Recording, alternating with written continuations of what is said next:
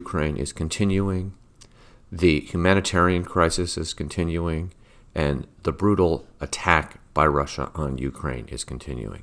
That is front and center in the crisis right now. But there is something else that this crisis raises in a kind of existential way for the United States. Russia's war in Ukraine demonstrates the enormous gap in the United States between what Americans think we should do and what we can do. Because most Americans know what we should do. And what we should do is we should protect Ukraine and stop this aggression from Putin. The question of what we can do is very different, and we see the president in a rather serious way wrestling with that. There are certain things we can't do.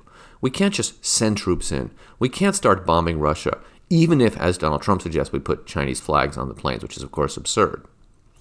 There are limits on what we can do to stop Putin. And this is a reminder for so many years, despite how many times we have to be reminded of this. American foreign policy, the people in Washington, what some people call the blob, the foreign policy establishment, are based around the principle that we can and should solve every problem in the world. The only difference is how much to use the military. That's where the parties in the mainstream tend to differ on this. But the reality is there are things we can't do. That's not a happy reality, but it's one that we need to recognize if we want to craft meaningful policies that move us more effectively towards the things we think we should do.